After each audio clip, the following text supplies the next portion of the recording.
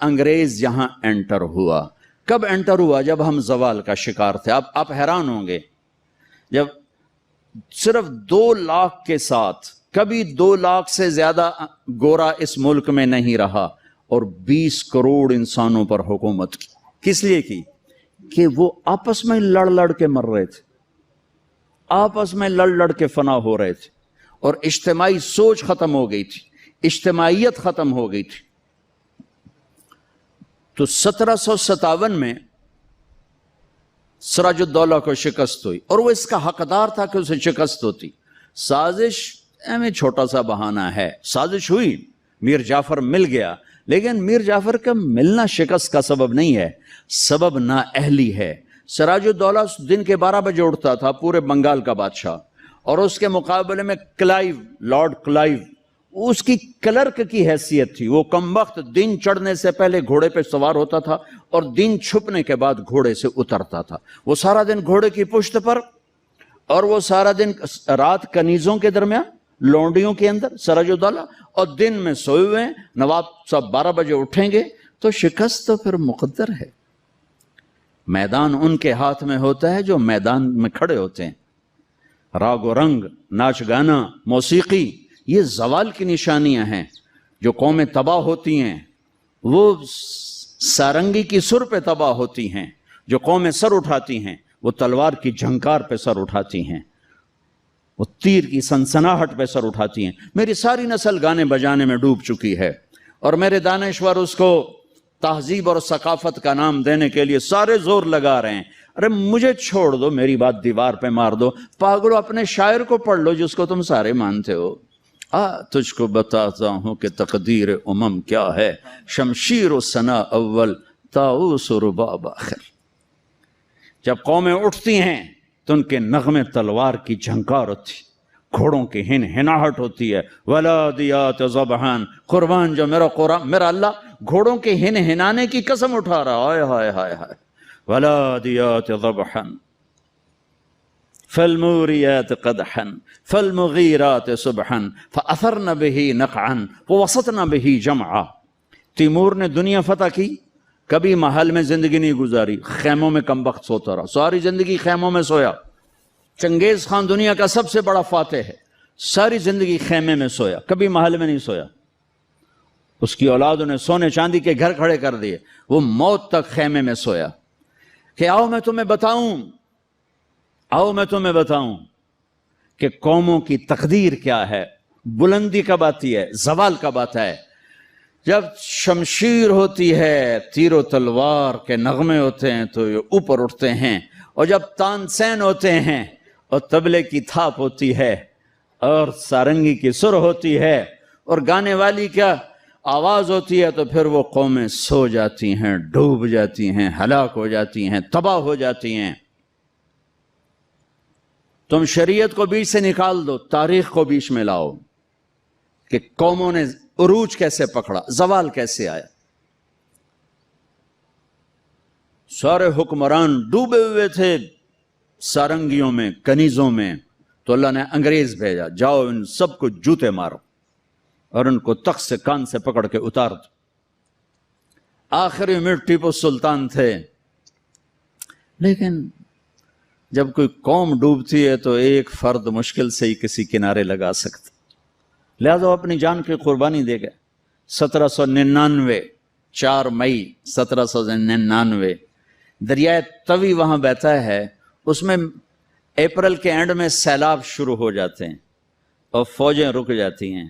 لیکن میرے اللہ کو مسلمانوں کا اقتدار ختم کرنا تھا، تو اس سال موجیں ہی نہیں آئیں، سیلاب ہی نہیں آیا، دریا خشک پڑا تھا. اور انگریز کی مدد کرنے والے کون؟ نظام الدین، حیدرآباد کے مسلمان حکمران. مرہٹے تو چلو ہندو تھے. جب ضمیر سوتا ہے، جب حکومتیں کیوں چھینی؟ کہ ٹیپو جیسے شاہ سوار کے لیے، شیر نر کے لیے نظام الدین کی فوج آ رہی، مسلمان فوج آ رہی، اس کے لیے تو انہیں ڈوبنا چاہیے، انہیں مرنا چاہیے، انہیں غلامی کا طوق پہننا ہوگا. میرے رب کا نظام ہے، میرے رب کا قانون ہے. کہ یہاں نااہل کو نہیں بٹھایا جا سکتا، اہل ہی آتے ہیں تو نظام چلتا ہے۔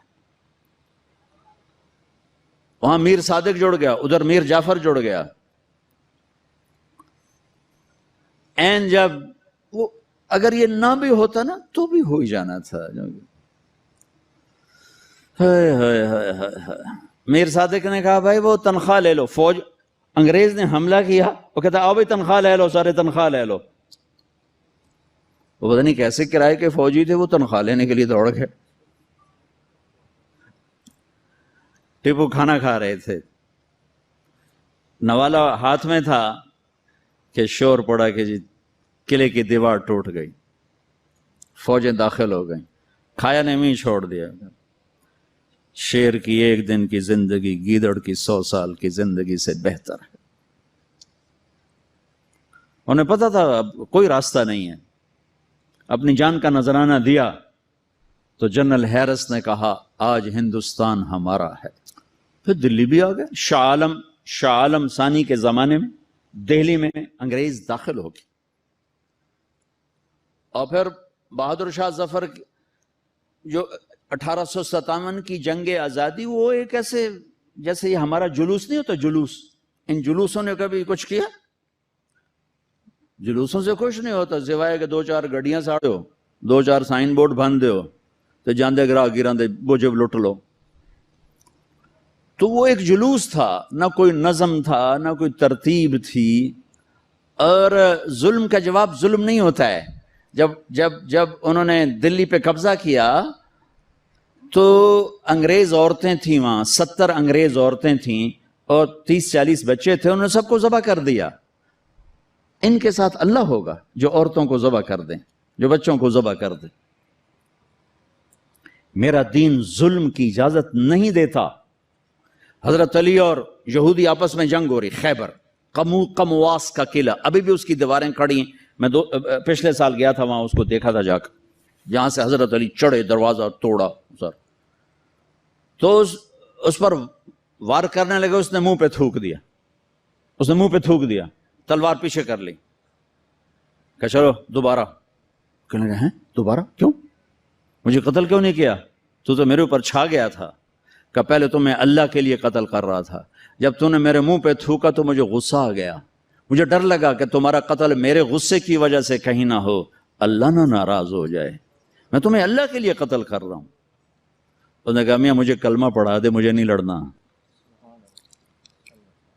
اور جب اسلامی لشکر جاتے تھے تو حکم ہوتا تھا کسی بچے کو نہیں قتل کرنا، کسی عورت کو نہیں قتل کرنا، کسی گرجے کے راہب پادری کو نہیں قتل کرنا، بوڑھوں کو نہیں قتل کرنا، درختوں کو آگ نہیں لگانی، درختوں کو نہیں کاٹنا۔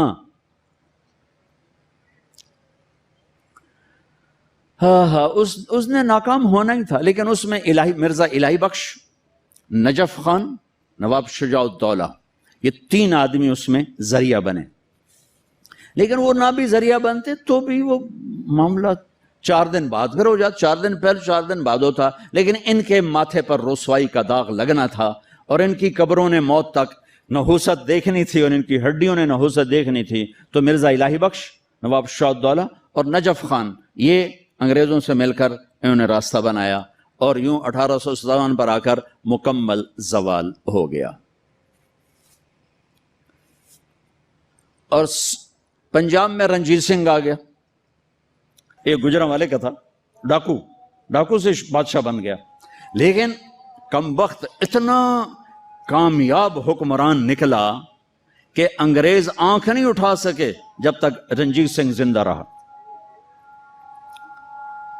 ایک آنکھ ضائع ہو گئی تھی جنگ میں، ایک وزیر مسلمان تھا، اسے کہنے لگا تم لوگ کہتے ہو تمہارے قرآن میں ہر چیز کا ذکر ہے، انہو لذکر لک ولقومک، اور ایک اور آیت اس کے فیہ تبیان لکل شیء، آیت نہیں ہے، مضمون ہے، ایک علماء کی بات۔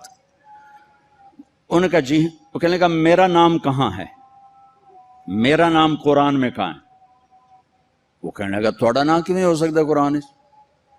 اسے کہ پھر توڑے علماء کیوں آندن قرآن ہر شے؟ وہ چپ ہو گیا۔ شام کو اپنی محفل میں اس نے بات کی، تو وزیر کا مراسی بیٹھا تھا، انہوں نے کہا حضور تسی مینو لے جاؤ میں جواب دے ساں دا۔ اس جگہ اتنے علماء بول نہیں سکے، تو کتوں جواب دینا، تو میں لے تے جا، تو ویکھی میں کیویں جواب دینا۔ اگلے دن وہ آ گیا، کہنے لگا حضور وہ کل بات بیچ میں رہ گئی تھی، یہ بات تو ساڈا مراسی تو جواب دے گا، عالم دی لوڑ ہی کوئی نہیں۔ اس کہا اچھا اوئے میرا نام ہے قرآن کہ جی ایک واری دساں 10 واری دساں؟ اس کہا ایک واری دس دے مینوں سہ۔ اچھا وہ ایک آنکھ نہیں تھی، کانا تھا کانا، تو اس نے کہا ساڈا قرآن 100 واریاں دا کان من الکافرین کان من الکافرین، ایک کافر ہونا ہے تے کانا ہونا ہے تے تو ہی ہوتا ہے، اور کیڑا ہو۔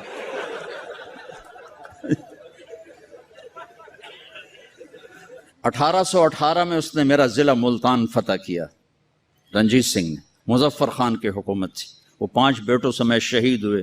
وہ خود بڑے عالی حکمران تھے، لیکن نہ عوام میں جان تھی نہ فوج میں جان تھی، صلاحیتیں ختم ہو چکی تھی، شہید ہو کے 5 بچوں سمیت شہید ہو کے۔ پھر اس نے اس کمبخت نے وہاں میرے علاقے میں 3 بازار حسن قائم کیے، ایک ملتان میں بنایا طوائفوں کا اڈا، ایک کیروڑ پکا میں بنایا، اور ایک میرے تلمبے شہر میں آیا، اور وہاں اس نے کوئی 1 مہینہ قیام کیا، چونکہ بہت خوبصورت جگہ تھی، دریائے راوی اس کو ہٹ کرتا ہوا گزرتا تھا، اور کھجوروں کے باغ تھے بڑے زبردست۔ ایک بازار حسن اس نے وہاں بنایا۔ پچھلے کوئی 8 سال سے میں نے وہاں جانا شروع کیا، ملنا شروع کیا۔ وہ بازار حسن اب ختم ہو چکا ہے، چند بچیاں رہ گئی ہیں جو مجھے پیغام دیتی ہیں ساڑی شادی کرا دیو، اسی توبہ کرنی ہے، ختم ہو گئی۔ کوئی فتوے نہیں دیے، ان کو محبت، ان کو بیٹیاں کہا، ان کے سر پہ ہاتھ رکھے۔ ابھی بھی 2 کو میں نے بھیجا ہوا ہے عمرے کے لیے اپنے اسی بازار حسن سے، انہوں نے مجھے وہاں سے فون کر کے رو رو کے ان کا برا حال، وہ مجھے دعائیں دے رہی ہیں کہ ایسا تو کدی رب دا نا ہی نہ ہی سنیا، تو سانو رب دا گھر بھی کھا چھڑیا۔ سب چندے کو وہ بیچاری روتی ہیں کہ ساڈے کول ہور پیشہ کوئی نہیں تھا، عزت دیون واسطے تیار کوئی نہیں۔ میں تو جب سے طوائفوں سے ملا ہوں مجھے طوائفیں مظلوم نظر آئی ہیں، اور انہیں نچانے والے ظالم نظر آئے ہیں، ان کے جسموں سے کھیلنے والے درندے ہیں، انہیں گھنگرو پہنا کے نچانے والے بھیڑی اور درندہ نما انسان ہیں۔ وہ تو مظلومیت کی ایک عجیب داستان ہے۔ کون عورت ہے جو روزانہ کسی کے لیے تیار ہو؟ کس عورت کی فطرت ہے کہ وہ ہزاروں ہوسناک نظروں کے سامنے ناچے اور گھنگرو باندھے؟ وہ سٹیج پر ان کا گھنگرو چھنکتا ہے اور تنہائی میں ان کی آنکھیں چھلکتی۔ کہ میرے دیس کے مالداروں کا ظلم ہے کہ وہ انہیں نچانے کے لیے تو تیار ہیں، انہیں چادر پہنانے کے لیے تیار نہیں ہیں۔ میں زمینداروں کا بیٹا ہوں، میں نے سب اپنی آنکھوں سے دیکھا۔ ہاں، مالداروں کی ہوس کا نشانہ بننے والی طوائف ہو گئی، اور مالدار چودھری صاحب بھی رہا، کوئی دامن پہ داغ ہی نہیں۔ میاں صاحب کا میاں صاحب رہا، شیخ صاحب کا شیخ صاحب رہا، افسر کا افسر رہا، اور اس کے ماتھے پہ طوائف کا داغ لگا جو موت بھی نہ دھو سکی۔